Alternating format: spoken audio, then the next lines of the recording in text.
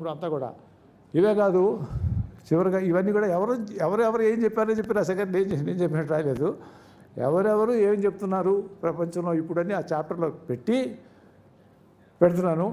నాకు లేటెస్ట్గా తెలిసింది ఏంటంటే, ఇది ఇంకొక 5-6 సంవత్సరాల్లో మనకి రాబోయేటటువంటి మార్పు, లేకపోతే రాబోయేటటువంటి కొత్త ఇన్వెన్షన్ ఏంటంటే, మనం ఇంకొక 50 సంవత్సరాలు ఎట్లా బతకొచ్చు అనేటటువంటి దానికి మెకానిజం వచ్చేస్తట. అది కూడా చంద్రబాబు గారు ఇంకా 50 సంవత్సరాలు మీ అబ్బాయి బాధపడతాడు మీరు కనుక 50 సంవత్సరాలు ఇంకా బతికామంటే.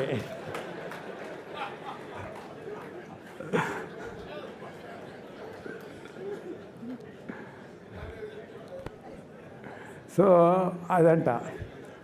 ఇంకా ఇంకొకటి ఉంది. మన బ్రెయిన్లో కొన్ని కోట్ల న్యూరాన్స్ ఉన్నాయి. ఈ న్యూరాన్స్ ఇవన్నీ కూడా మనం చేసేటటువంటివి, మనం మాట్లాడుకునేటటువంటివి, మనం చదువుకునేటటువంటివి అన్నీ నిక్షిప్తం చేసుకుంటూ ఉంటాయి.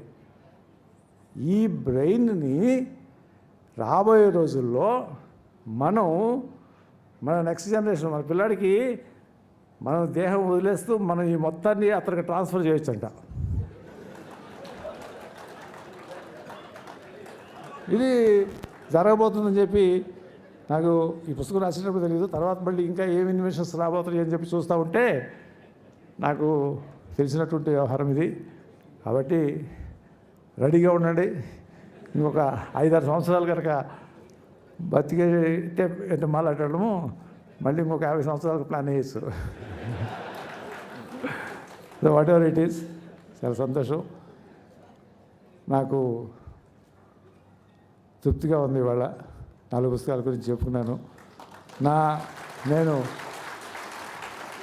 30 సంవత్సరాల తర్వాత వేదికెక్కిన మంచి ఉపన్యాసం చేశానని చెప్పి నేను అనుకుంటున్నాను. నాకు నిర్మలా సీతారామన్ గారు అంటే చాలా గౌరవం. ఆవిడ ఉపన్యాసాలు చూశాను. ఆవిడ స్పోక్స్మెన్గా చూసేవాళ్ళము. నిక్కచ్చిగా ఉంటారు. అది నాకు నిక్కచ్చి.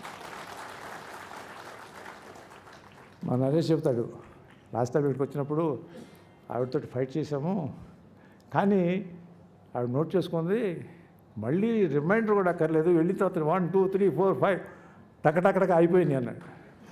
ఇక్కడ ఏదో ఆర్గ్యూ చేసాము, కానీ అక్కడికి వెళ్ళిన తర్వాత ఆవిడకి నచ్చితే టక్ అయిపోయింది. That is how leader should be. ఇంకొకటి ఆవిడలో చూసింది, ఆవిడని అబ్జర్వ్ చేసినప్పుడు చేసింది ఏంటంటే, పార్లమెంట్లో హల్వా తయారు చేయడం గురించి చెప్పారు. ఒక ఎమోషనల్ కనెక్షన్